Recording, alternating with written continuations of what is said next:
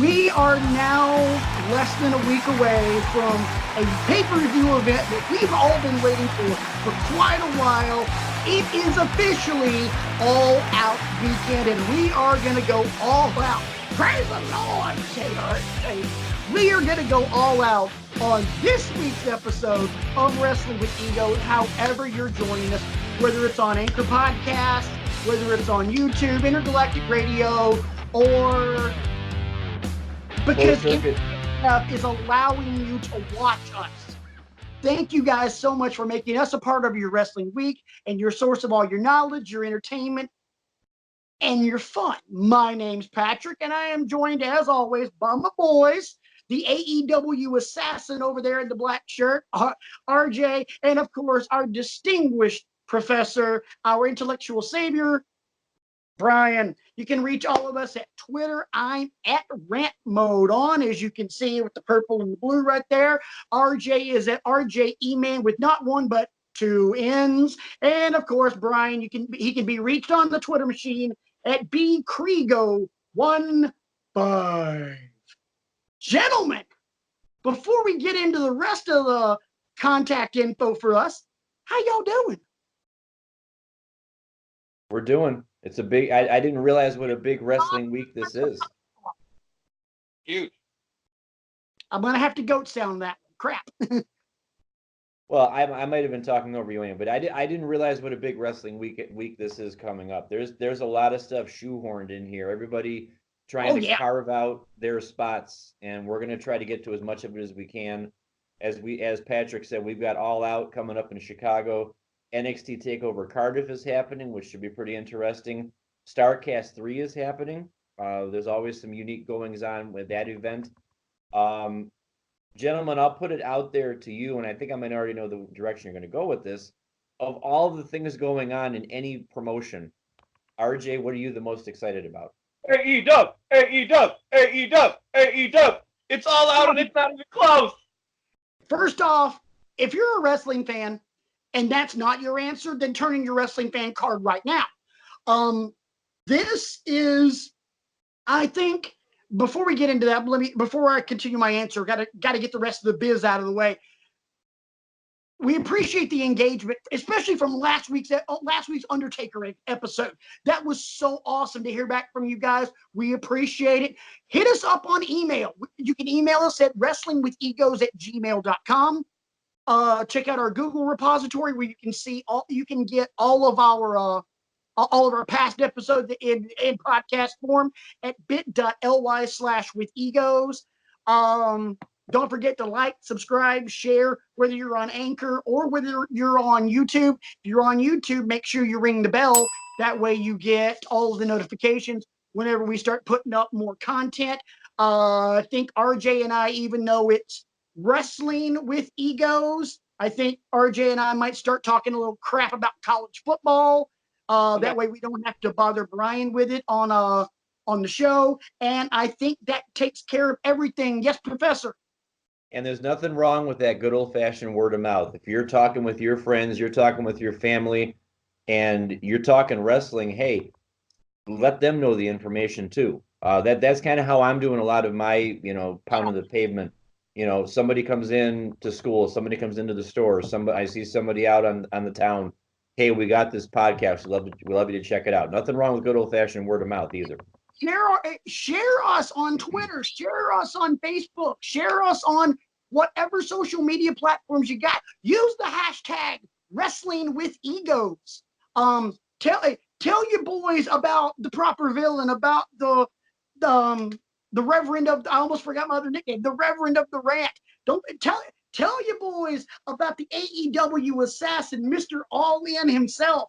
Tell your friend, tell your family about the intellectual savior of everything wrestling, the professor, the man with the red pen, the man that grades better than anybody.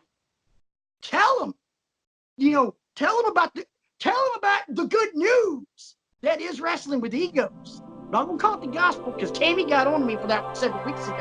Our good friends, as always, shout out to our good friends Tammy and Scott. But as I was saying, this weekend is, in my opinion, and RJ, you're more of the AEW guy, so agree or disagree. This is, forget October 2nd. This is truly the real beginning of AEW, like the official launch.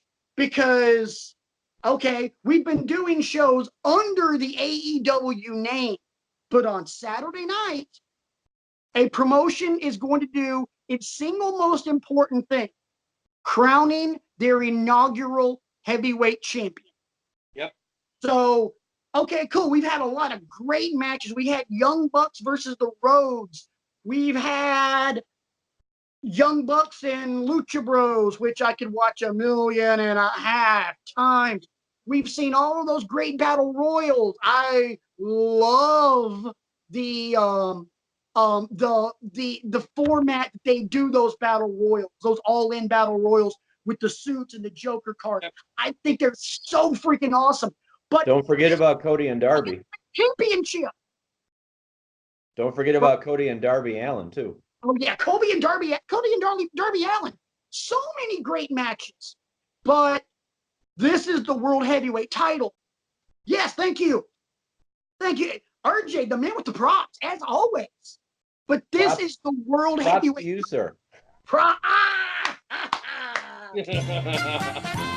Yeah, get you some of that. Get your little trombone celebration, however you want to do it. Break that one down.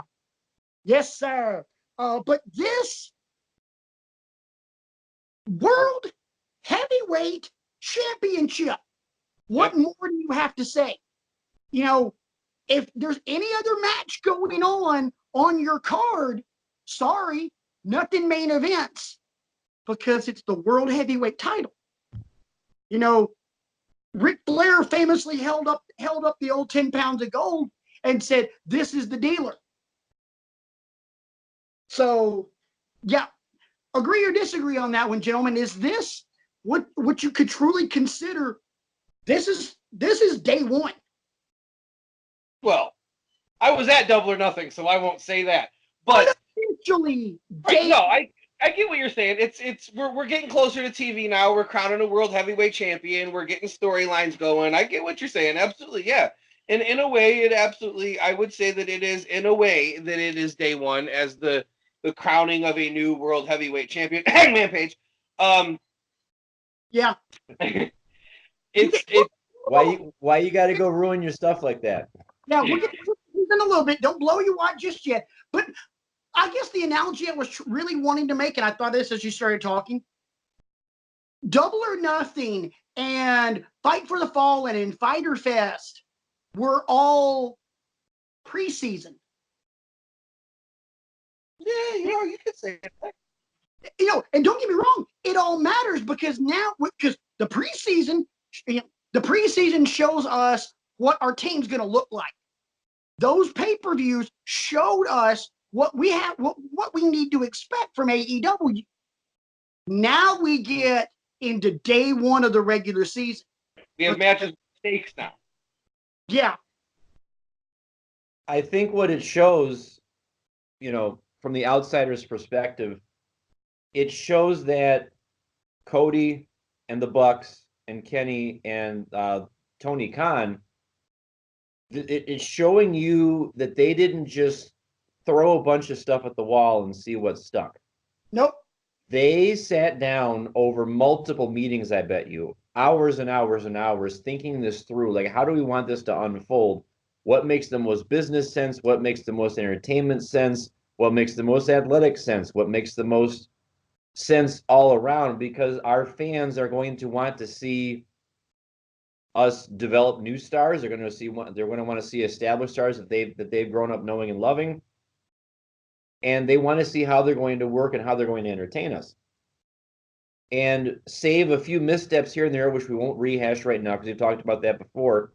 I can't find fault with anything they've done, going all the way back to All In last year. I can't find a single problem with anything they've done. I totally agree, and they've set themselves up brilliantly. So it's kind of like it. Last week we talked about how WWE was now showing their hand. Okay, this is now AEW's opportunity to say, "Hey, RJ, here's one for you. I see your full house, and I'm going to show you 4 aces. 4 of a kind. Like 4 of a kind beats a full house any day of the week." So, like hey, yay, you've already turned the 5th card over. Now you got to show your hand. So, yep. So yeah. We got there's multiple matches on the show that mean something going forward. It's absolutely the beginning of the season per se. I would agree. And obviously in wrestling there is no off season, but this is day 1 of AEW's ongoing season, where WWE has 50 years of season, whatever. This is legitimately the start of something, and probably the first big promotion since the fall of WCW and ECW that has really garnered attention. Impact garners attention every now and then. Ring of Honor garners attention every now and then. AEW's got the wrestling world by the balls right now. Absolutely. And everybody's listening. So I'm looking forward to that. Can we switch gears real quick? And I know we're going to talk about, we're going to focus the majority of our show tonight on All Out. But I wanted to talk about NXT TakeOver Cardiff for just a little bit, because there's a couple things that have happened over the last week that I'm kind of excited about. First off, you got a great main event with Walter defending against Tyler Bate. Tyler Bate, if you've never watched this kid, he's really young. He's kind of undersized, but it doesn't matter. No, it doesn't matter. He is freakishly powerful. He powerbombed Walter last week on NXT UK. Tyler Bate is about as legit as they come. And, he's a member of British Strong Style, along with Pete Dunne and Trent Seven, which all 3 of those guys I think are amazing. I love all 3 of them. I'm looking forward to that match. But there's something I saw after Raw on Monday that kind of made me go, did you hear who is going to be making an appearance in Wales? A guy named Cesaro. Oh, I did see that. I forgot about that. And I'd like to, and does anybody know whether or not Cesaro, I heard a rumor that Cesaro had a former tag team partner that wrestles it in NXT UK. Something about when he was in the independents, he was Chris Hero, Cassius Ohno. Oh, the king. Yeah. He's in UK. Rumor circulating. Yeah, Cassius Ohno was Chris Hero. I have to be full disclosure. I paid 0 attention to NXT UK. I knew the takeover was coming. I don't watch it, and I've never watched a minute. Some of it you're missing out on, because some of it's actually really. I hear that. I hear. Yeah. But there is a rumor going around, and I can't remember the tag team champions' actual individual names. The grizzled young veterans. Can't remember their names. Sorry, but there is a rumor that's going to be an impromptu match. The grizzled young veterans versus Cesaro and Cassius Ohno, formerly known as the Kings of Wrestling. I wore a Kings of Wrestling shirt on this show last week. Yep, you sure did. So if that happens, holy crap. Because the Kings of Wrestling, when they were running the show in Ring of Honor, they were easily the best tag team on the planet. Absolutely. No question about it. Nobody could touch them. And go ahead. It's a shame that it's come to this, but I just thought of something. So, Cesaro is one of these guys that we've talked about before that it's a shame they don't have more for him to do. It's a shame he's not getting some run with the United States Championship and just, being that workhorse, being that Shawn Michaels, being that Ricky Steamboat, being that guy. I just thought of something. If Cesaro wants to, send him over to the UK and let him terrorize people. He could have a Tyler, or he could have a Pete Dunne like run with the UK Championship, because pound for pound, you put him in the ring with anybody. Put him in the ring with Pete Dunne. I watch that all day long. Put him in the ring with Tyler Bate. I watch that all day long. Put him in the ring with Walter. Sign me up. Oh my God, Cesaro and Walter. Cesaro, put him in the ring with anybody. Give him a slow build. Exactly where my head went was, oh my God, put Cesaro in the ring with Walter and just go, okay, first guy to break a bone in the other guy's torso wins. Break a rib, crack a sternum, bust a collarbone, you win. I mean, but maybe that's where he has, and I'm sad to be saying this, but maybe that's where he needs to go to get his just due. I've been reading rumors a lot lately that later this year, like after, because they've got some international tours going on right now, and King of the Ring and everything else.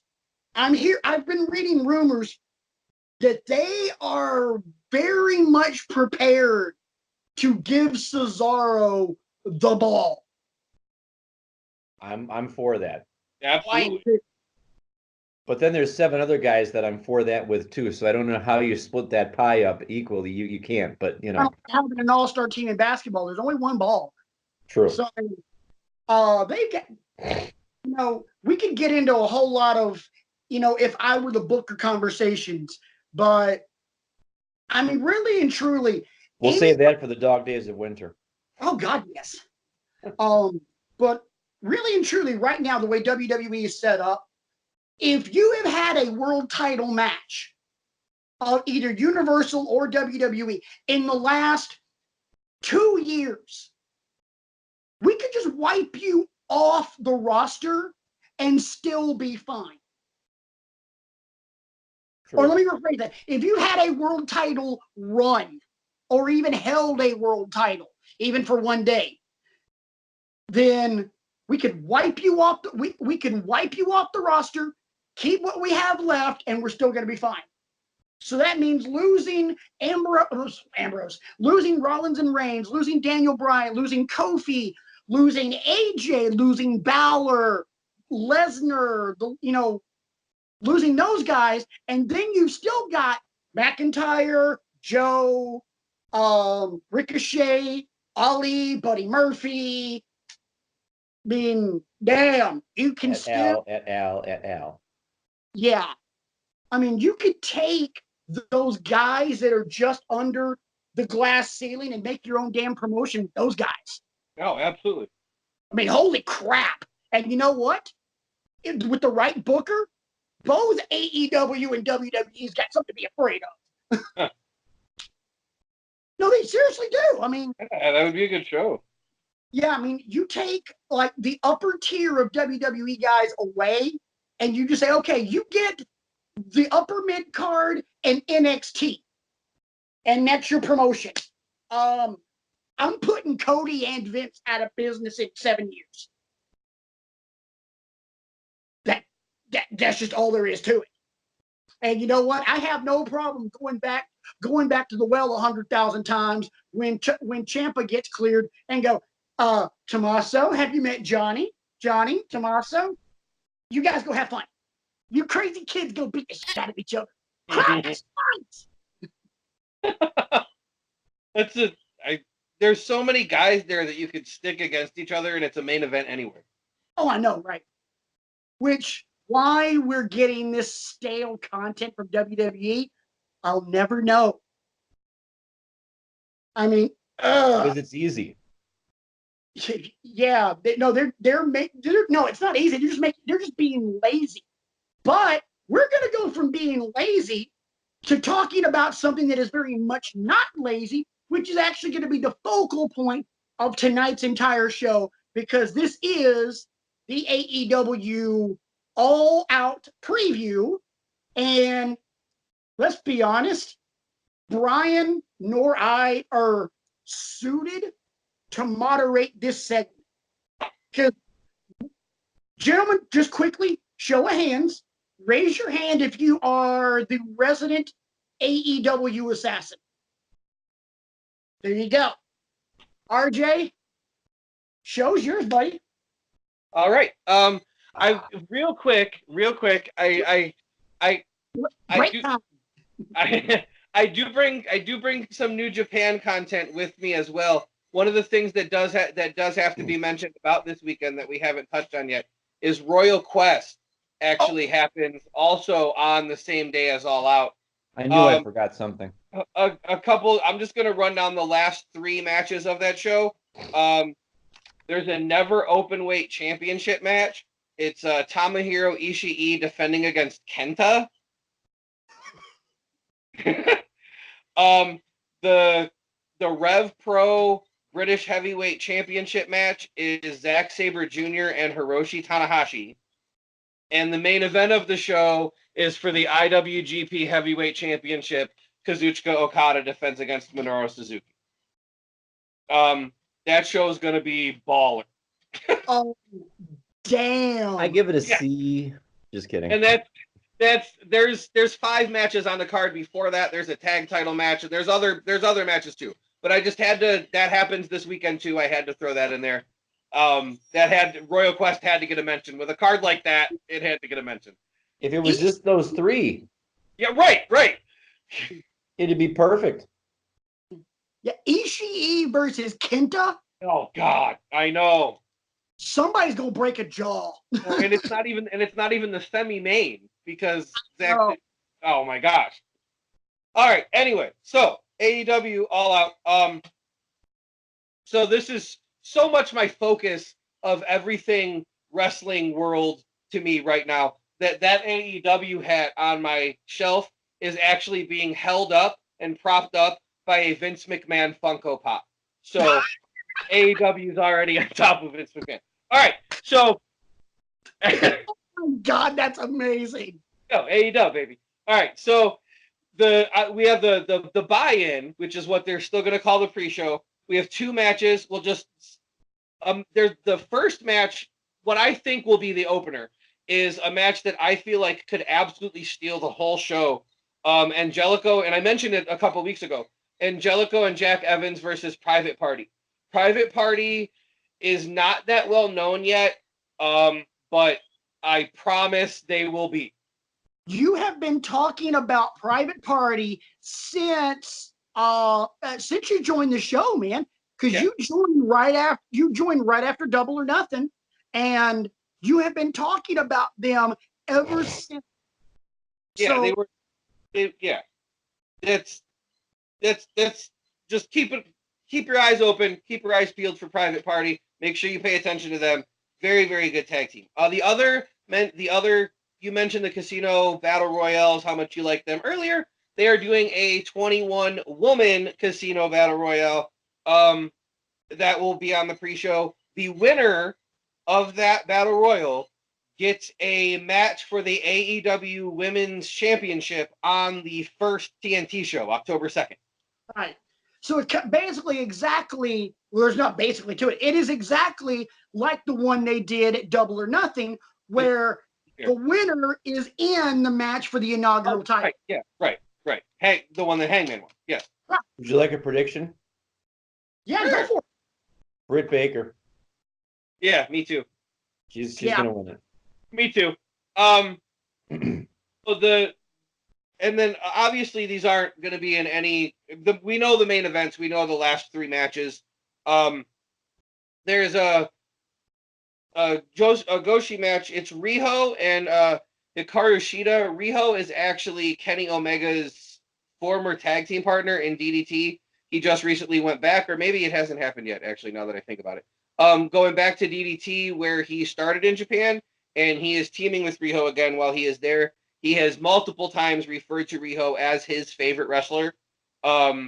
She's real good. That match is going to be phenomenal. I know a lot of people look at the Japanese women's matches as a bathroom break and a time to go get snacks because you don't really know them.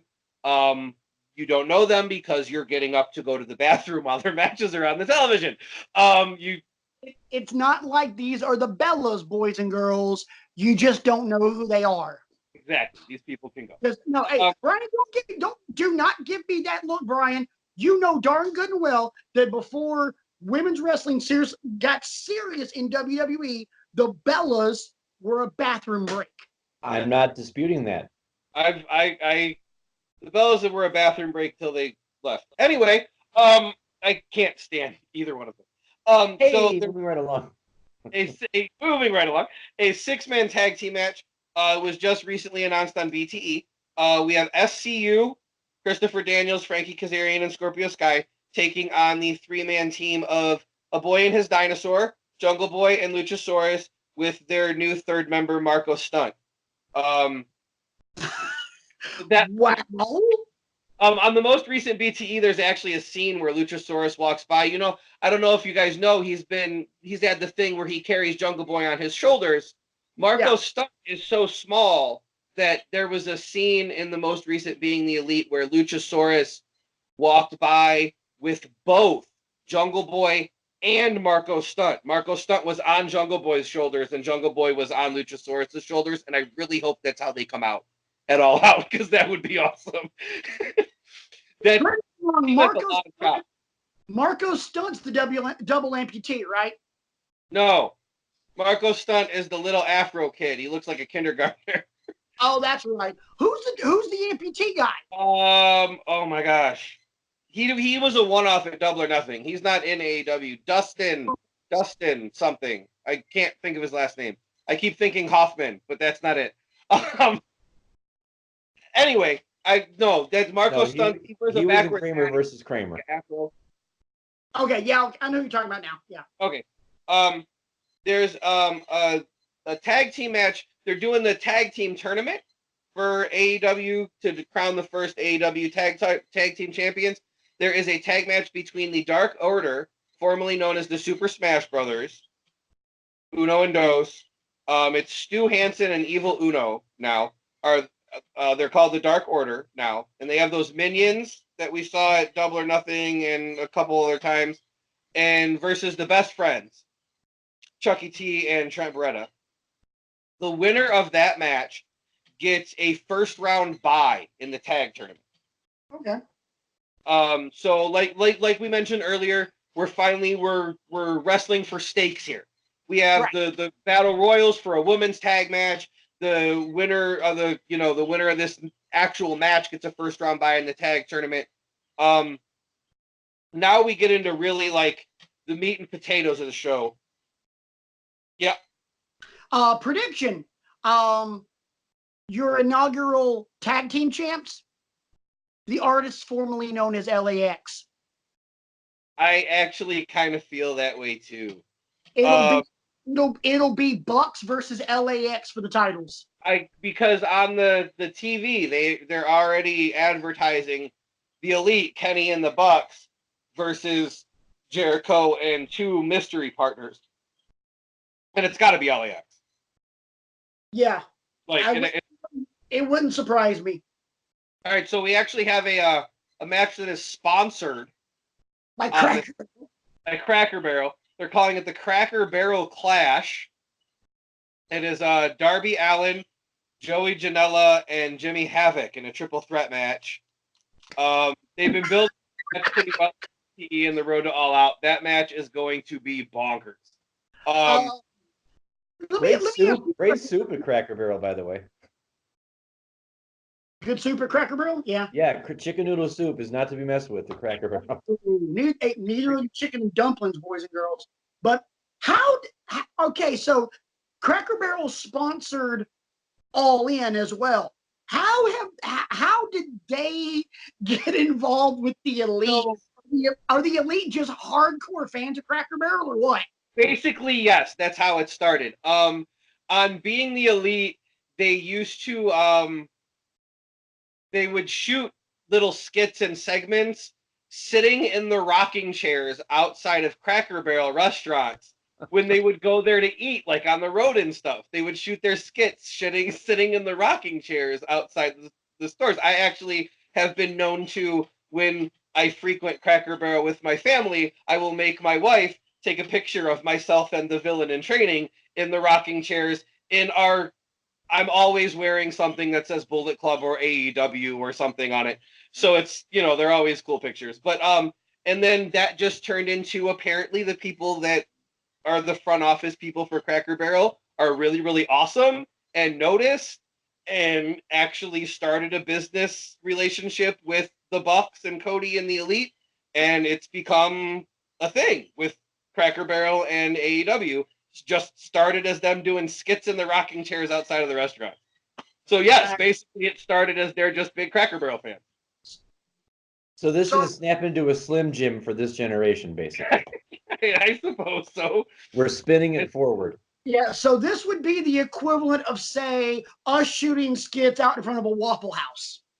Something like that, right? And then Waffle House, or a Melt Bar and Grilled. Yeah, Melt or Waffle House. Yeah. Okay, Melt. I picked Melt. We're gonna vote for Melt there. I'm not against either one of them. I'll eat Melt. I'll eat Waffle House. Hey, but I will say this. I like Melt, especially when there's a bet involved on whether or not somebody wearing a Cubs shirt can finish the Melt challenge. I don't know nothing about this. I got a free round of golf out of that one, even though that round of golf kicked the living hell out of me. He didn't finish. Another story for another night. All right. We'll move on. Moving on. We got 4 more matches. These are really the big 4. Patrick, you actually have some emotional connection a little bit to the next match. We have Cody, and he's only allowed to pick one member of the Nightmare family to second him. He can only be accompanied to the ring by one person. He has not picked yet who it's going to be. We don't know if it's Brandy or if it's DDP or who it's going to be. So it's Cody and a valet of his choosing versus Shawn Spears and his mentor, Tully Blanchard. And that's where, Patrick, you come in. I know how much you love Tully. Tully's been real good and super entertaining throughout this road to All Out. Prediction. It is the member of the Nightmare family is someone that we haven't known to be a member of the Nightmare family. It is going to be one of the old man's greatest rivals. Let me ask you a question, gentlemen, going back to WCW days. RJ, you might be able to answer this more than Brian can. Dusty's greatest creation, War Games, right? Yeah. Dusty always started War Games, didn't he? Who was the guy? And I'm gonna try to say this like the American Dream, Dusty Rhodes would. Who would be that member of the Horsemen that would always get in the ring with the American Dream, Dusty Rhodes to start off the War Games? Brian? Would that be one Arn Anderson? That would be one other half of quite possibly the greatest tag team in wrestling history.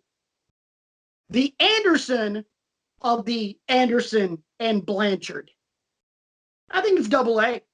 So do I, actually, and I mentioned that to my wife earlier. I actually think it's Arn too. Yeah, it's going to be double A, and Tully is going to sell it. Huh? He's going to sell it like nobody's business. Like, hey, Tully is going to take a ride on the pond. He's going to take that spine buster. I actually think it could be both, but if it's one, I actually thought Shawn Spears would take it. If it's double A and somebody don't take a spine buster, I'm gonna be pissed. No, somebody's taking the spine buster for sure. Double A Spine Buster is in my top 5 of like my favorite moves to see. Yeah, oh, absolutely. There are very few people that do any move as good as he does the Spine Buster. Oh yeah, no. It's hard to find anything really. All right, we'll move on a little bit. So we got a match that makes me very depressed, and it makes me want to cry. Yeah. Because we have the Best Bout Machine, my favorite and the best wrestler in the world, the Cleaner, Kenny Omega. Is he still calling himself the Cleaner, or is that kind of...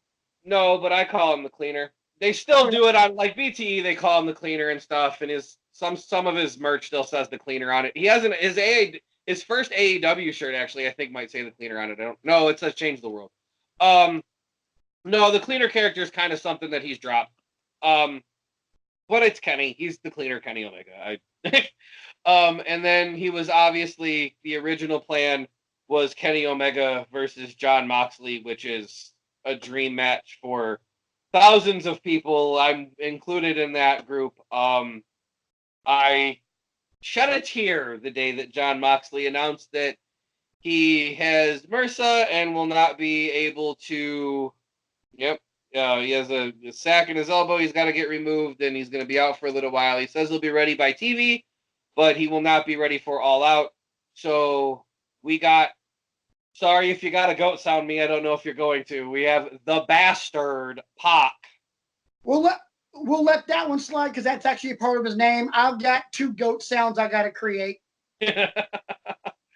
So we have Kenny Omega versus Pac, and if you remember, there was a lot of Pac was supposed to wrestle Hangman, right? And there was a falling out between AEW and Pac. The rumor and innuendo, to steal a catchphrase from another show that I listened to, let's be honest, is better than this one. The rumors were that Pac and AEW had a falling out because Pac was supposed to lose a match to Kenny Omega in the future and did not want to do that. So now we get Kenny Omega versus Pac.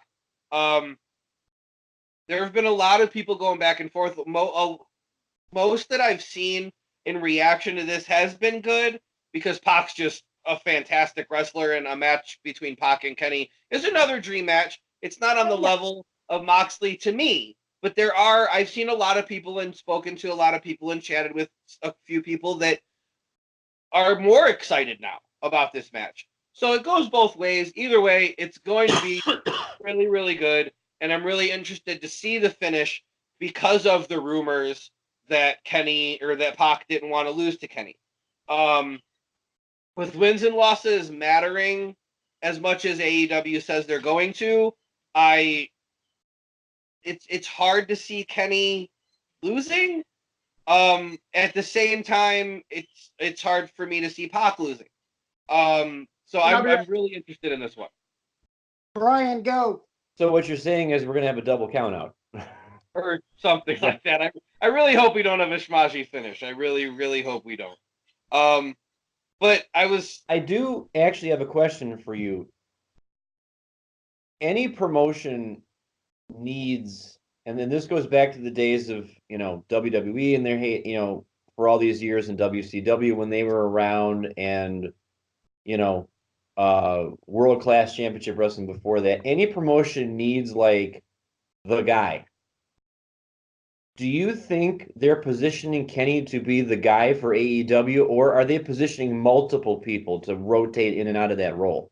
The way that they were talking before, there has been, Tony Khan has mentioned off season, but not for the whole company. Like, each guys will have an off season. Like, Kenny will have months where he doesn't, kind of like WWE does, but more of a, the way that I take it to mean is that it's more of a, they're not going to do an injury angle to get the guy off TV for a couple months. He's just gonna be off for a couple months. And I feel like in that there's going to be a lot of rotation where it'll be Kenny and Cody and Hangman and Jericho.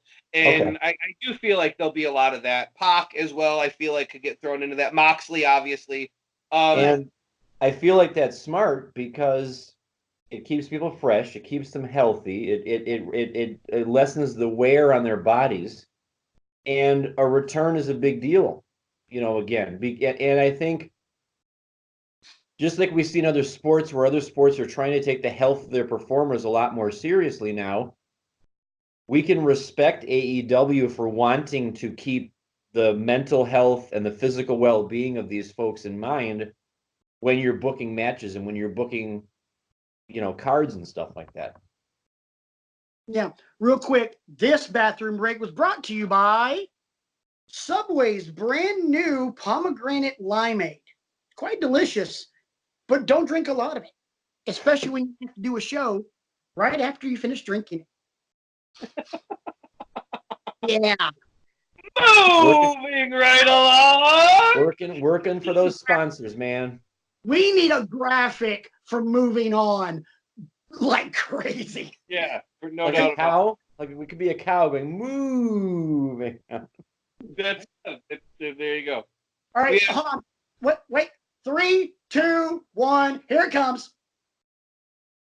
All right, there we go.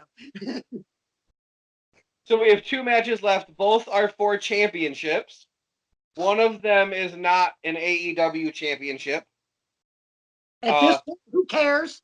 Right, absolutely. It's the Young Bucks versus the Lucha Brothers again. This time it is Escalera de la Muerte. It is a ladder match for the AAA Tag Team titles. You just went all bilingual on us. I did. You're taking this seriously, sir.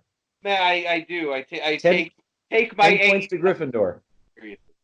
He takes his AEW as seriously as he takes his fantasy football. Fantasy football. I knew you were going to say that. 10 points to Gryffindor.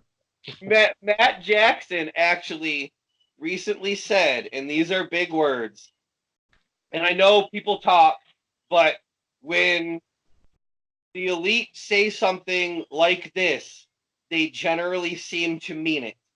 On the most recent episode of Being the Elite, Matt Jackson said the words, "This will be the craziest ladder match in the history of professional wrestling." And that's a big thing to say. Especially them who have been in some wacky matches. Right. And for anybody to say that makes my eyes get big and I question it a little bit. But when Matt Jackson and Nick Jackson say it about a match in which they are going to wrestle Penta and Rey Fenix, I believe them. Oh, yeah. Because my spine is tingling right now. No, nothing of me is tingling. I'm over here like, oh, God, please don't anybody end up in an ambulance. The first thing I thought was, oh, my God, I hope nobody gets injured. Like, if it's going to be as crazy as it's going to be, and I'll make a prediction now. If anybody is, because I've seen the Bucks in so many ladder matches, I'll make a prediction now that if somebody does get seriously injured, it's going to be Nick Jackson. Nick Jackson is crazier than anybody I've ever seen in a ladder match. Nick's nuts. Crazier than Jeff Hardy? Nick is crazy. At Supercard of Honor, I want to say it was 12. Yeah, the last one, because the most recent one they called G1 Supercard. At Supercard of Honor 12, I, live in New Orleans, watched that man run across 3 ladders and then the turnbuckle and then do a backflip onto the floor, and it was unreal. Yeah. It's Ring of Honor, Ladder War, Supercard of Honor 12. Not even going to give it his homework. Just go freaking watch it. It was awesome. Brian, he makes Jeff Hardy his... It rhymes with witch. Okay. Nick's pretty nuts. Yeah. I mean, Jeff jumps off of high things, but, like, Nick does crazy, crazy stuff. Like, he took a bump. One of the worst bumps I've ever seen in a ladder match It wasn't. It was not that one. It was more recent than that. He got pushed off the ladder and went through 2 tables at ringside, and I thought he broke his neck. Yeah, because he T-boned him. Yeah, the way that he hit the tables and the guardrail. I mean, it's just Nick Jackson puts his body on the line in these ladder matches. Yeah, that was recent. That was because wasn't that like it was a 3-team match? It was like the Bucks, the Briscoes, and SCU or something like that. I think that's right. I think that's right. I do believe that you are correct. That bump was nuts. Yeah. All right, so now we get into the big thing, the crowning of the AEW World Heavyweight Champion.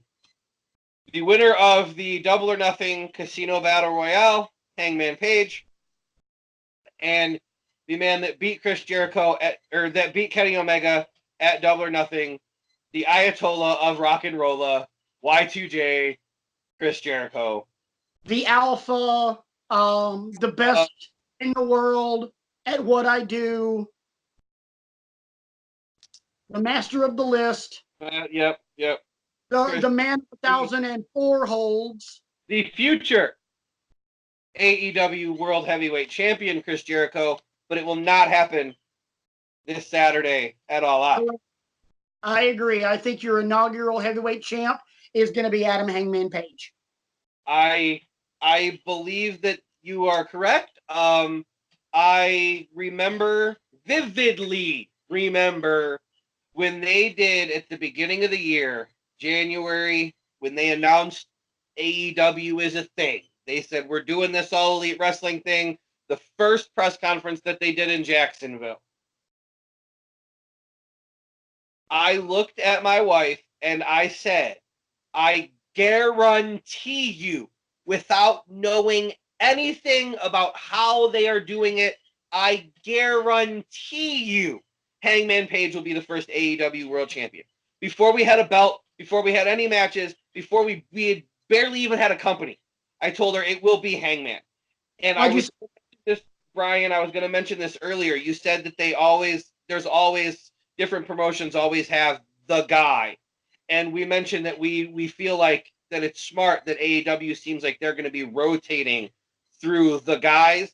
I think 5 years, 6 years down the road, when we look back at AEW since its inception, I think we will be saying without a shadow of a doubt that the man in AEW is Hangman Page.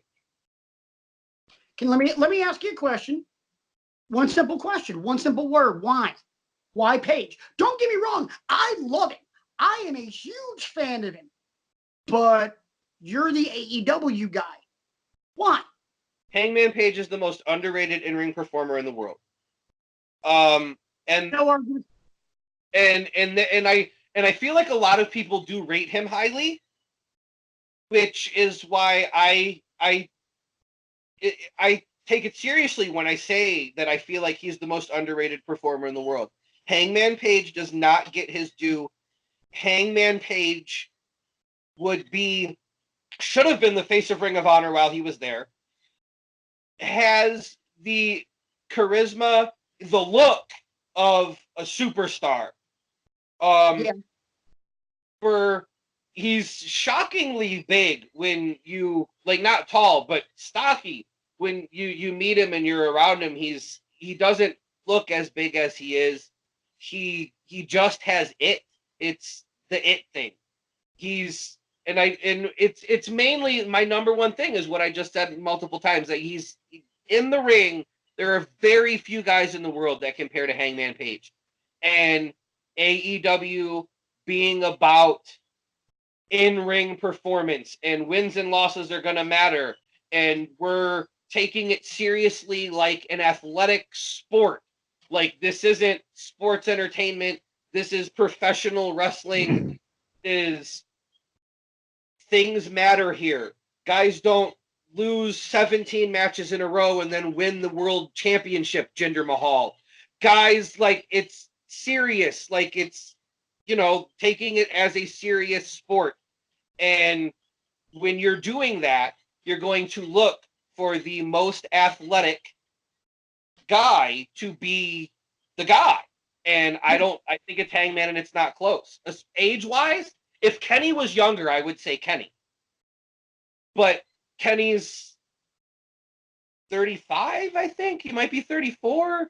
Hangman's in his late 20s. Like, Hangman's coming up.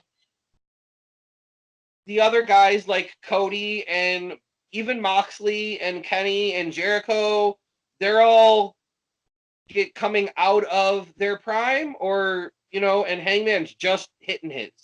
And I feel like for Hangman Page, this starting of this company could not come at a better time for him. He was floundering, trying to gain traction in Ring of Honor and New Japan, and knowing I'm better than what I'm being given. I'm better than the spot these people are putting me in.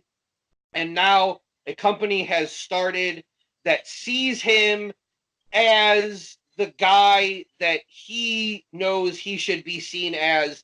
I feel like Hangman Page takes the ball and runs with it like Bo Jackson. No arguments there. I mean, I'm a huge fan of his work. I didn't realize he was that young. I have one kind of question. Let's call it future booking.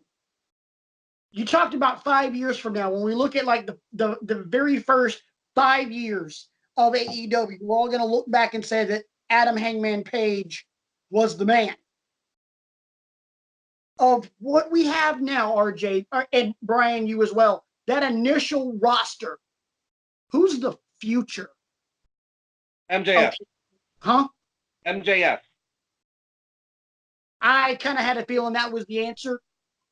And he's not on this show, which is another thing, which is something else I wanted to mention, and I don't get it. I don't understand. I mean, time off and all that, whatever. You might have other bookings, but I'm blown away that MJF isn't on this card. The answer to your question is MJF. How old is Darby Allen? Oh, super young. Because he's kind of the guy that, for as casual an AEW consumer as I am, he's kind of the one that, is sticking out to me as a guy that could be, you spin this forward a couple of years and now he's a main event player. I'm seeing 21. Oh, well, there you go. I mean, he's got plenty of time to find his way. I got one more guy I think could be the future of AEW. Orange Cassidy. Orange Cassidy, man. Man. I still say that one match that's circulating around on the internet with Orange Cassidy versus Gentleman Jervis. Oh my God, that is so flippin' hilarious. Yes, I agree. Hey, oh my gosh. Yes. I ran home after seeing that video at work to show my wife, like, that match. Yes, I'm a big Orange Cassidy fan. I'm the exact opposite of Jim Cornette. Sorry. I didn't want to say his name, so that's kind of where the pause came from. RJ, I got one more question for you. Don't worry. RJ, I got one more question for you for All Out before we kind of transition and really quickly touch on King of the Ring and then get into a brand new segment for the show. And I'm going to say don't go with the obvious answer for this. Okay. Because you're AEW through and through, and I think you could go really deep on this question and give us something that we're not really looking for. Will there be any shockers? Like something that coming way out of left field that we're not expecting, that maybe we should really be looking for, be it a run-in, be it a surprise signing, be it a surprise participant, something like that. I have one, but RJ can go first. I don't know. Part of me feels like they're gonna save their surprises for TNT. Okay. I think that part of MJF not being on the card might be that he does some kind of run-in after Hangman wins the belt. I I don't know that that's a surprise per se. I feel like any big, huge surprise would be saved for television. That's just how I feel. Okay. Yep. Here's my shocker. MJF will be involved in All Out. He's going to cost Cody the match. He's going to be ticked off that Cody didn't choose him. I'm really surprised my mind didn't go there, but it didn't, and that is a great point. Okay, now I want to just say this, and I've been trying to, I honestly have been trying to be a lot better about putting myself over, but here it comes, boys and girls. That right there proves that RJ, you still have a lot to learn about the dark side, my man. Man, that's a good call. That's a good call. And then we kick right. Oh my God! And then it kicks right into Cody and MJF. Storyline starts as TV gets. Oh my God! It's brilliant. It's brilliant. Hey, Brian, you don't have to look like that anymore. I'm done putting myself over. It was just that one thing.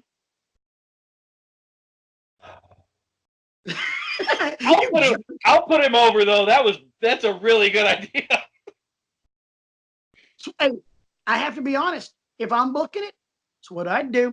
Because here's the thing: MJF in a lot of the interviews that they have shot with him leading up to him speaking out about Shawn Spears going into this match, he's been calling Shawn a POS, a lot of other things, and he's been very pro Cody. But MJF is supposed to be the one of the best heels in the entire world. Yeah, so, above all, he's pro MJF. Right. But here's the thing.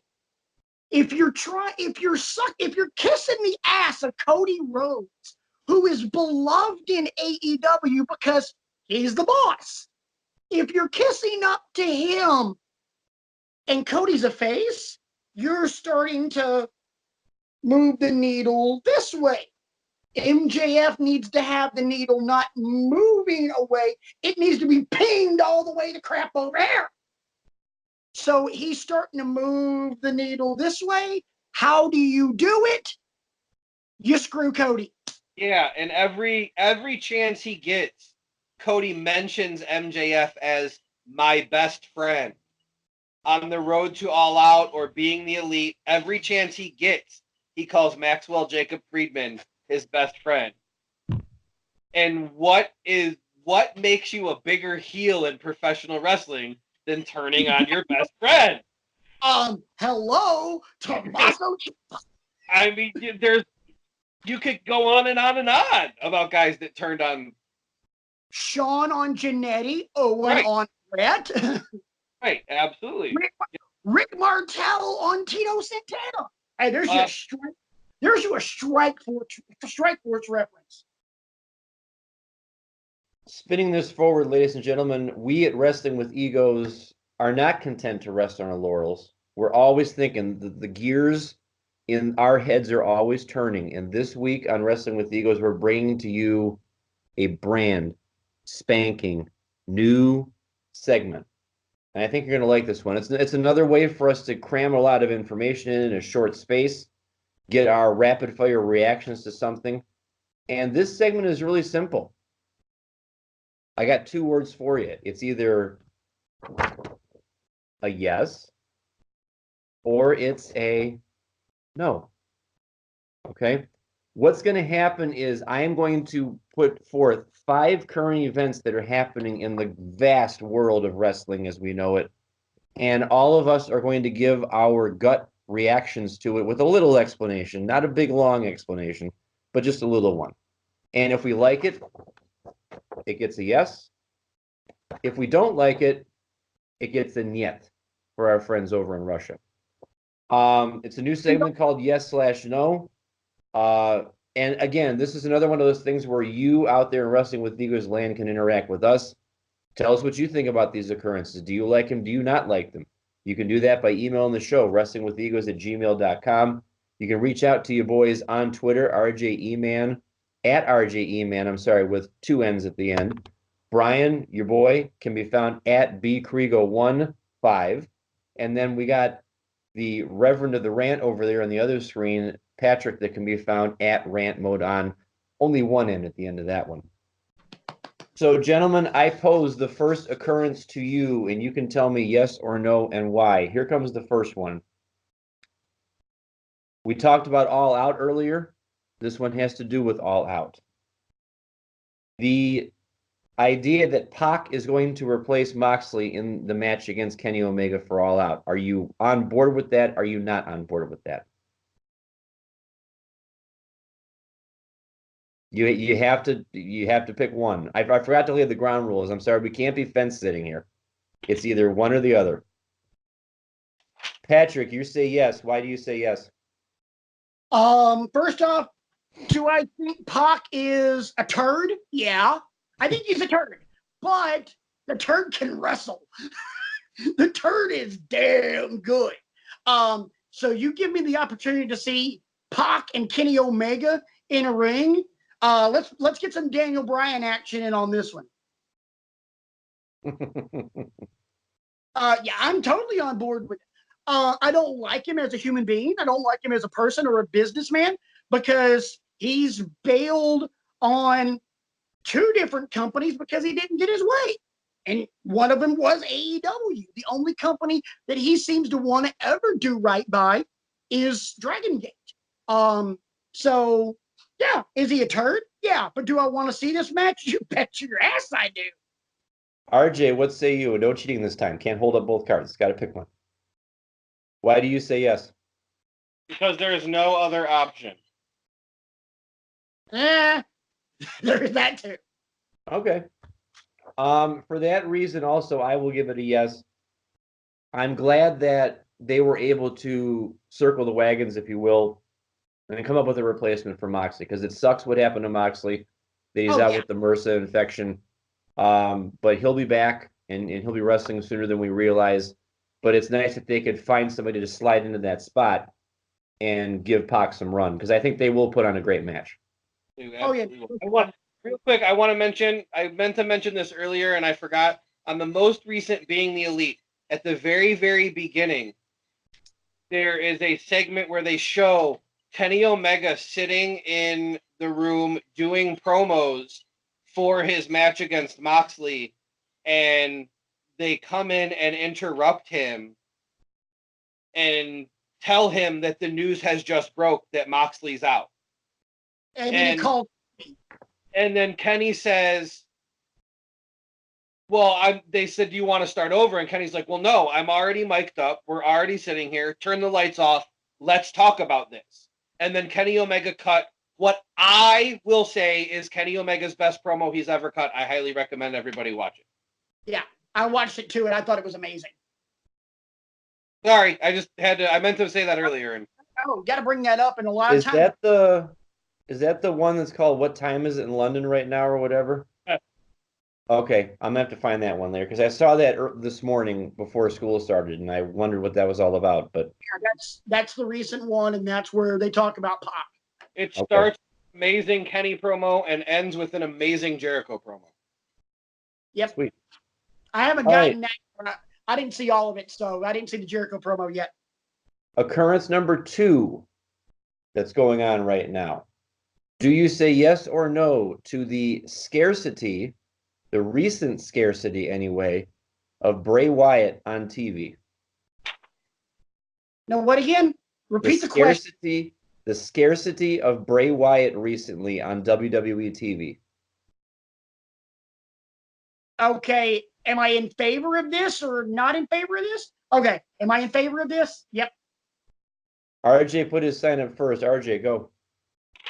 It's special. If he shows up all the time, it ruins it. He's special. Make it special. Keep it special. There you go. What he said. No, right. It gets a yes for me too, even though I was upset last week when, he had that tweet in New Orleans, I'm coming home, and then it was just a rehash Firefly Funhouse segment. I was a little bit angry about that. But I agree. I mean, you can't run the well dry doing an episode every single week on every single show because it'll get really old and tiresome really quick. You have to wonder, okay, when is he going to show up next and who is he going to be hurting next? Right. It's got to be the unpredictability of the Fiend. Right. Here's another one for you all to sink your teeth into. I told you I was going to be full of surprises. Event number 3. We're going to circle the wagons back a little bit. Are you, yes, you're on board with, or no, you're not on board with Kazuchika Okada not winning the G1 in dominant fashion? Because it looked like it was going to happen for a while, but then all of a sudden, all this other stuff happened. Patrick, you've got your yes card up. Doesn't need to. He doesn't need to win it. We talked about this several weeks ago during the G1 that if Okada won it, the only reason would be to simply cement his legacy as the underlined the GOAT in New Japan Pro Wrestling. He didn't need it. He needed to win the G1 this year, like Bret Hart needed to win King of the Ring. It just like the Undertaker needed to win 16 world titles, like we talked about last week. It was unnecessary. The way it went down with who Okada lost to, I think truly set up the opportunity for some really great matches starting this weekend. And I think still leads us to Okada Ibushi in January. I don't think we're going to deviate from that. I don't think anybody's going to snatch the title from him. I think we're going to get Kota Ibushi beating Kazuchika Okada for the IWGP World Heavyweight Championship in first week of January in the Tokyo Dome. RJ, you also said yes? I did also say yes. For essentially the same reason. It's Okada didn't need it. Ibushi super does need it.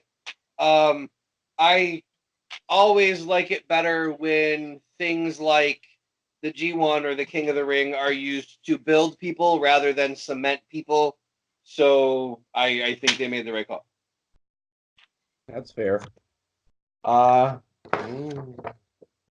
this might be my relative unfamiliarity with the New Japan product, but I thought, why not take that? Why not make that statement? If you believe in Kazuchika Okada the way it seems like everybody else over there in New Japan does, why not say, this is our guy? Yes, we can also build some of these other people as we're going along, but to say Kazuchika Okada is the best in a generation, why not put that stamp on it? Why not say, hey, I've staked my claim here. I'm the champ, and I also went through this thing, maybe not undefeated necessarily, but I went through this thing. I scored all the points. I beat your best hope in the final. Now what do you have to say about that? And, maybe that's my relative unfamiliarity with it, but I have to say that, I was not a fan of that, despite all of the good that we talked about that came out of it. Real quick, before we continue with the next question, can I, what number question was that? 3. That was 3. Can I do a quick 3.5 for just RJ? Okay. RJ, yes or no? Should we consider that this week's Brian Kriego unpopular opinion? All right. Here's the graphic. That's fine. I don't know that it'll show up every week. I don't know that I can come up with an unpopular opinion every week, but hey, I've gone my own way for 42 years. Why stop now? Yeah, hey, you know what? Hey, on the old podcast, when, me, you, Limke, Lundy, all those guys, there was always the Patrick Swafford prediction guaranteed to go wrong. And trust me, I had a hell of a batting average on that one. I'm going to make a prediction. It's probably going to be wrong. Dude, I was hitting like 700. That's fine. If you want to make that the unpopular opinion, that's cool. I love the graphic from last week, by the way. That was nice. So the seal, it's like a seal of approval. Yeah, I found right in the middle of the screen. Yeah. Real quick, guys. Hang on, real quick, since we're talking graphics. What'd you guys think about the beginning of last week with the purple and the gong? Awesome. Nice. I Wonderful. started playing around with that. I'm like, oh man, I just lucked into this. Where's the Undertaker sound? The Lovebird loved that one too. You get 2 thumbs up from the Lovebird on that one. Number 4, and I think I know where we're all gonna go with this. And I'm actually gonna start off with this one because I've reached the point where I'm just so sick and tired of this. The proliferation, there's your 50-cent word for this week.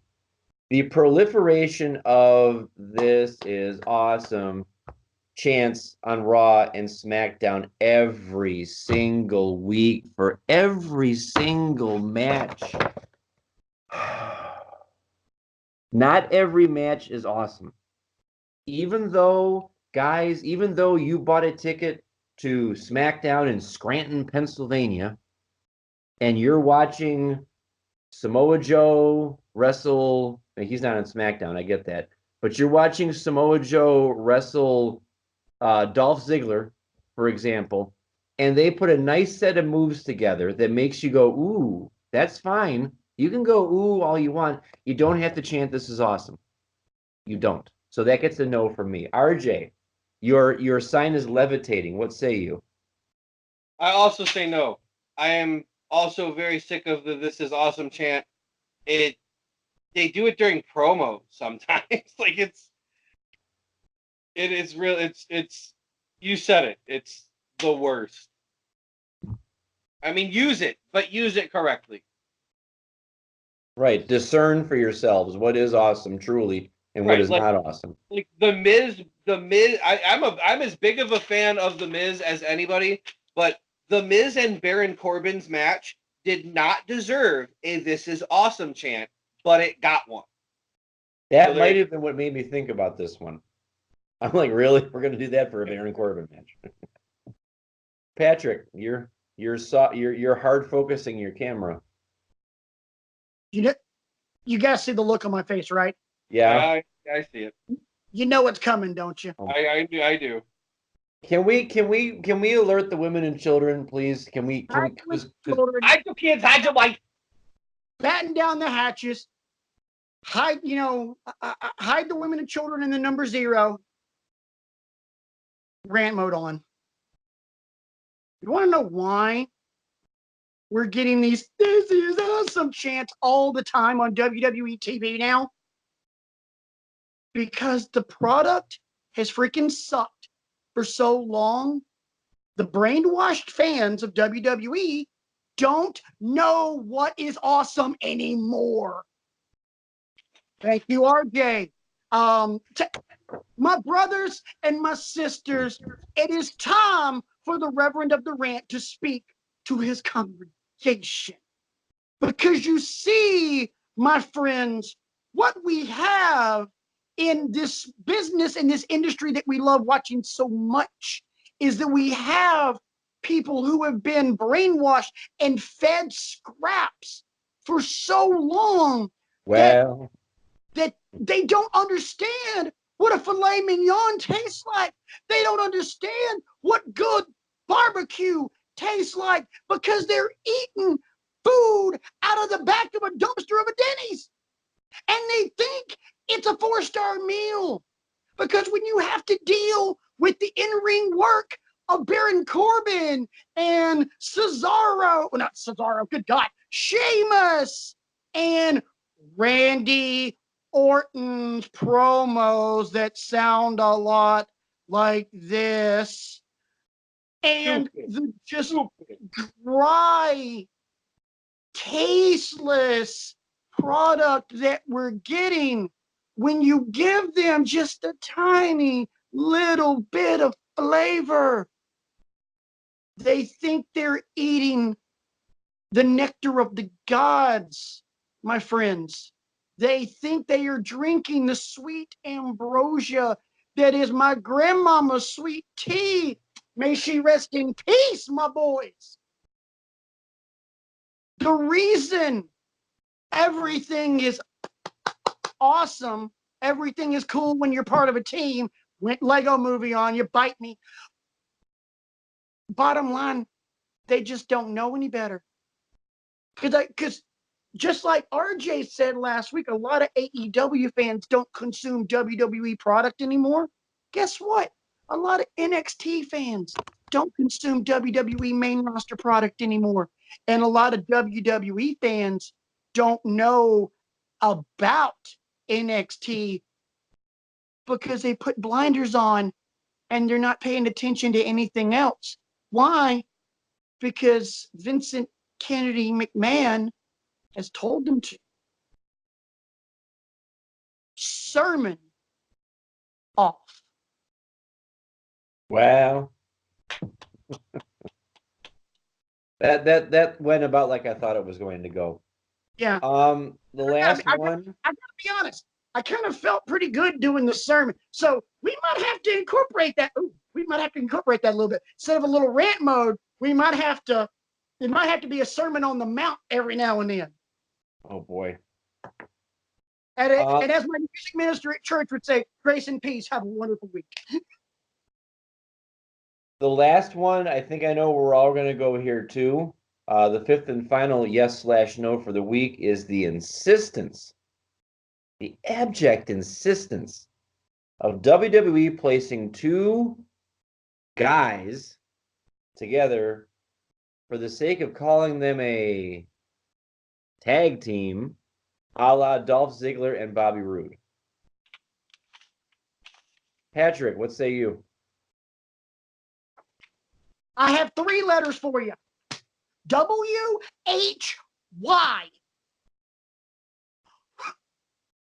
It is the most stupid, baffling thing that WWE does.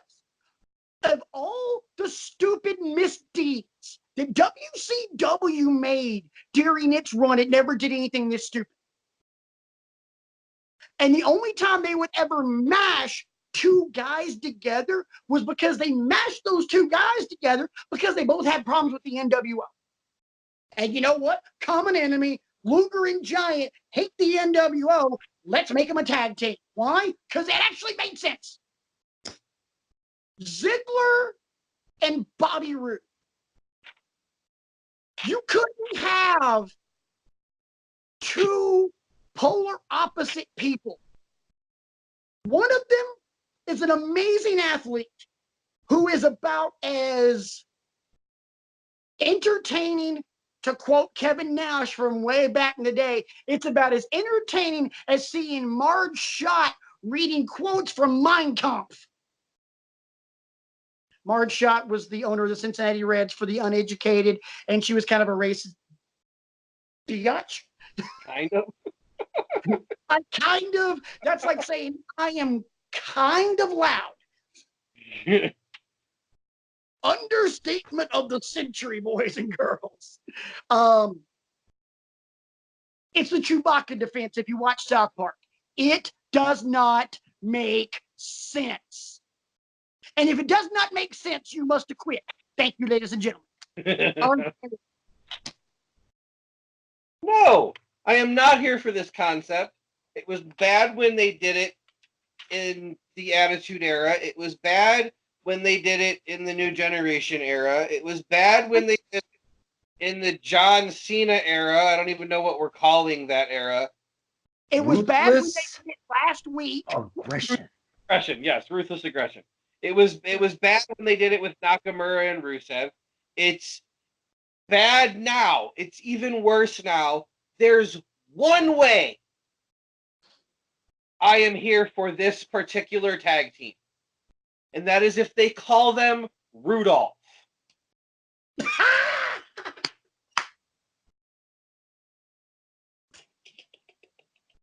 I will stand up and applaud this tag team if they call it Rudolph. That's the only way.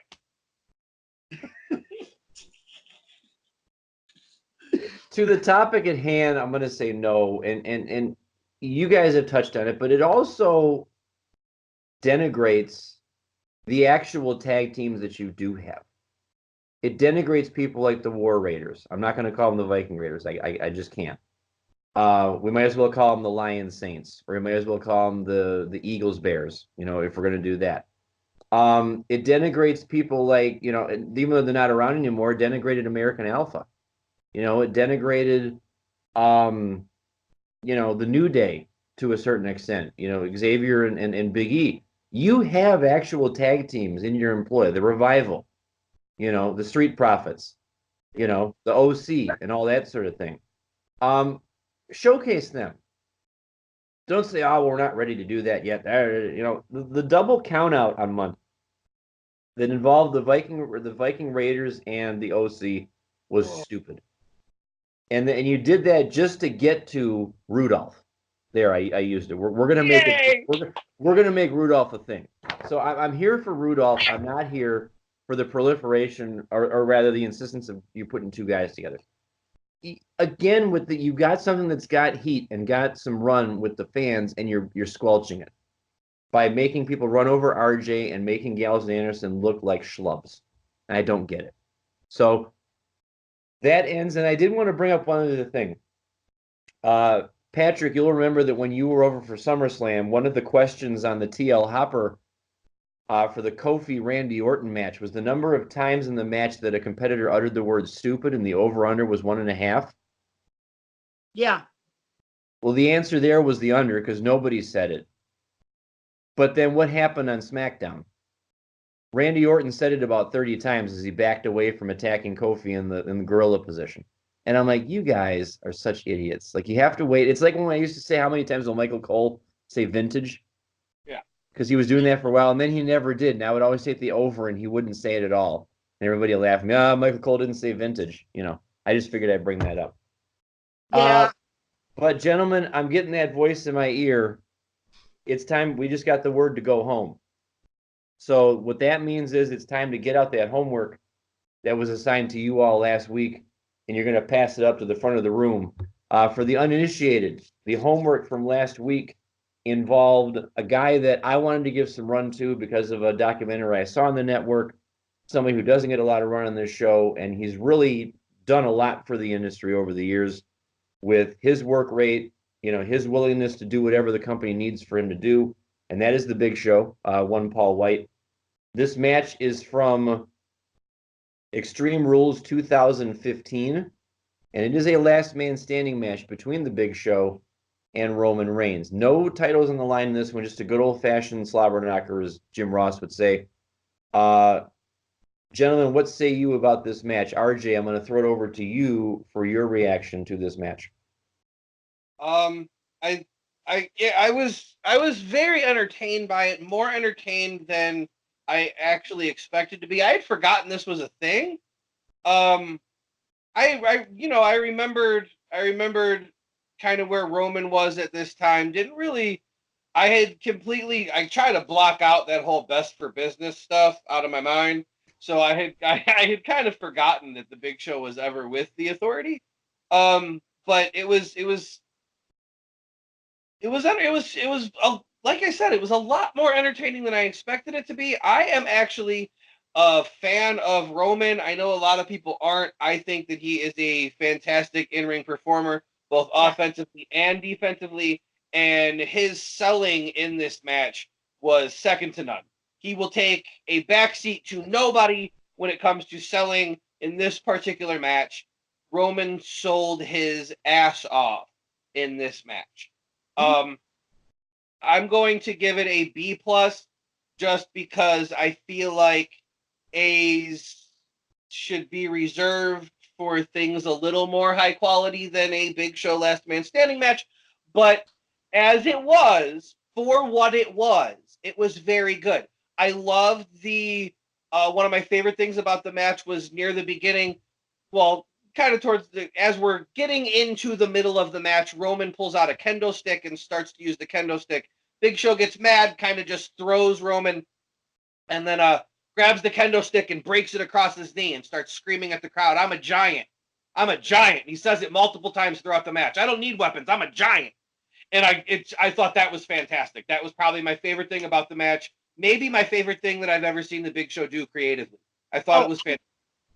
I'll rewind about 3 minutes from exactly that point to my favorite thing, where he punched through a table. No weapons. No weapons. Any more you want to add before I jump in? Oh, go ahead. Go ahead. All right. I'll start with my grade first. I'll give it a B+ as well. Pretty much for the exact same reasons that RJ did. I'd rephrase it a little bit for what it was. Because let's be honest, number one, an athlete the size of Big Show really isn't going to be capable of delivering an A match because they are limited by their size. You know, they can't work at a high tempo, and a high tempo is what you're going to have to be able to deliver an A match. Let's just be honest. Not knocking the Big Show. I love the Big Show. I have always loved the Big Show because he's smart. He understands the business. He knows how to sell. He knows how to be a giant, and he's funny as hell. Because he takes abuse on the microphone better than anybody. Because Big Show, The Rock says there is one, and The Rock means only one thing that you do, and that is this. One of the funniest things ever. Anyway. Absolutely. But the physicality of the match, and like you said, RJ, Roman selling his ass off and letting the Big Show throw a 270-pound former defensive end around like a cruiserweight is just, and Roman allowing it and Roman selling all of it brought that match to a very high level. And also the impact of every strike, of every move that both guys did. And it just kept escalating. They brought the ring steps in, they brought chairs in, and then they started messing around with the tables outside. And it just kept building and building and building until Roman got that spear from one table to the other off, and then flipped the English table on top and stood on top of the table. Thought it was a great finish, and for what you had to work with, not what you had to offer, but what you had to work with, that is as good as it can possibly get. So a B+, an 89 for this match is like one of the greatest matches of all time for what you have. RJ, you were going to say something else? So there's something weird about the finish to me that I wanted to bring up that you reminded me. So he does the spear. So he runs across the stairs and across the table, and he does the spear, and Show is down. And then Show gets up, and then Roman goes over and starts to flip the other announce table, and Show kind of just like sits down. Like, he kind of just like sits Indian style right where he's supposed to be, kind of like lays a little bit. He doesn't like collapse like he's tired and he's taken a lot of damage. The way he kind of just sat down. Mm-hmm. Like, am I the only one that thinks that it is possible that after the spear, Roman was supposed to flip the table over onto the top of Show, and in the moment completely forgot to do it? So Show had to stand up, and then Roman did it. Yep. It was just it was really awkward. Just like when Randy Orton hit the pop-up RKO on Rollins at WrestleMania 31 and was so pumped that it was perfect that he forgot to pin it. Right. Same thing. Absolutely. And you know what? Because go back and look at that spear. That thing was gorgeous. No, absolutely. I mean, that thing was gorgeous. So, yeah. Roman's probably jacked out of his mind like, holy, you know what? That was freaking awesome. Right. Oh, crap. Right. I was supposed to do something, and he only has, in actuality, we'll say 10 seconds for kayfabe. But, I mean, in actuality, the 10-second count is 15 or 20. So, he even then, he's got less than a minute to remember in the heat of the moment, oh my gosh, I'm supposed to do this spot. It felt really awkward to me. Yeah, I totally agreed. And I also didn't get the Roman standing on the table because I'm like, I didn't think you were allowed to do that. Yeah, right. So, Brian, what say you, man? I'm giving it a B for the reasons you all brought up about the finish. The finish just seemed a little bit like it didn't quite go maybe the way they had talked about it going. But I loved how Big Show was actually playing keep away with the weapons at the beginning. You know, he'd bring the table, Kendo stick out. No, we're not gonna. We're just gonna fight. I'm a giant. I don't need this. You know. And I loved how the kendo stick, he actually basically splintered it over his knee. Oh yeah, it turned into sawdust when he got a hold of it, basically. Hey, that's the second Bo Jackson reference of the night, just breaking the baseball bat over his leg. Right. So I mean, and for the reasons we talked about before, we're Show involved. You're not going to have a long match necessarily the way Shawn could, or the way, you know, Seth Rollins can deliver a long match, or people like that. But when Show's out there, he's going to give you everything he has. And Roman putting him over the way he put him over all throughout that match, making the moves have weight, making them matter. I'm going to give it a solid B. I'm glad that both of you enjoyed this match. Reverend of the Rant over there is on the hook for the homework this week. So if everybody would get their pens out and their planners out so that we can write down this latest installment. Okay, go ahead and warn you guys, and that way I can also make a mental note when I'm editing this. This is going to be the third time that I will have to censor myself tonight. I'm sorry. I love you guys. You guys are two of my best friends, but I'm about to be a son of a bitch. I'm about to give you I wanted to have some fun. So we're getting a Brodus Clay match. Oh God, no! No, that's getting off light. I thought of, okay, what in the history of me watching wrestling is the worst friggin' thing I have ever seen? Something is just like, what in God's name am I watching? I will take you gentlemen back to 1995. The city is Tupelo, Mississippi. They have pay-per-views there?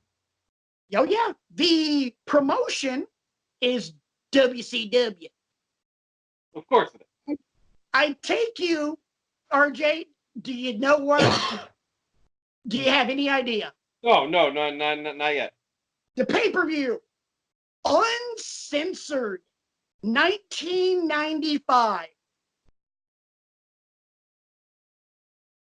I am giving you guys, and I'm sorry. Actually, no, I'm not.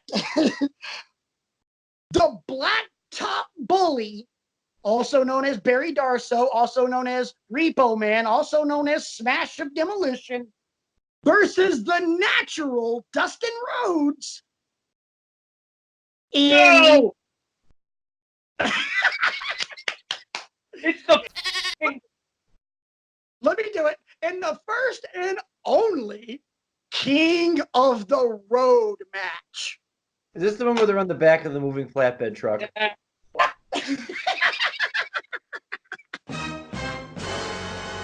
Are we grading on a curve? Let me hear it. Are we grading on a curve? I apologize for the goat sound I just made you. Make sure you don't miss it because I said it really fast. I didn't even pick it up. But you know what? Hey, you made me drop an F-bomb on accident. I'm going to go back and listen to that one because I'm proud of that. That's saying something that I know what match you're talking about. All right, King of the Road match. All right, so Brian, I am assuming you've never seen this. I've never seen it. I've people have referenced it. I forget where they've referenced. Oh yeah. Because your reference, I'm assuming you know just how bad of a dumpster fire this is. Do you want to tell Brian just how much of an asshole I am? No. No, I don't. He'll figure it out. You don't need to help me figure it out, by the way. Yeah. I would have. Hey, real quick, just saying, if you want to go on about a 5 to 10 second long swearing spree, I can get the goat sound to just. No, we'll save that for next week when we're talking about this godforsaken man. Okay, RJ's reaction alone was worth it. I am a happy villain right now. When he went, oh no.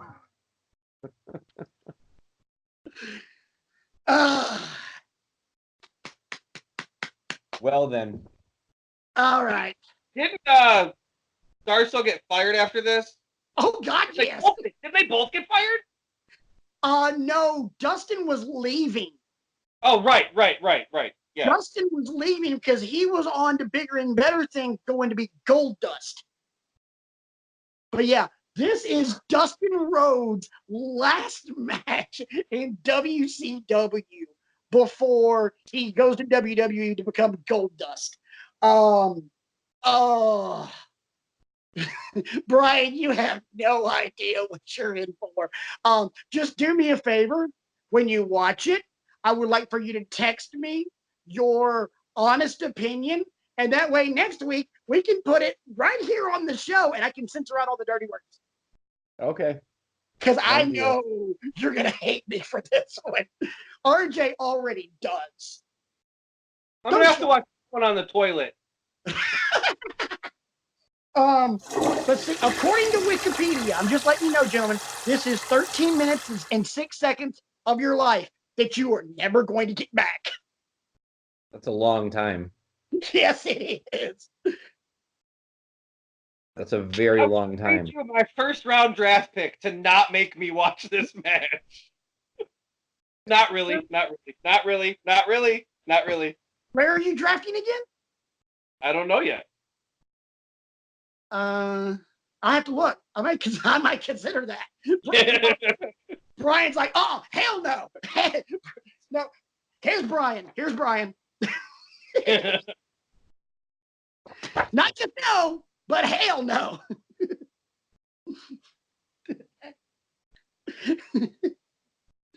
Is that the index finger you're using, or is that the next one? No, that was the index.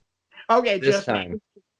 Yeah, I got a feeling this guy is coming next week. See, here's the thing, and you want to know why I'm doing this?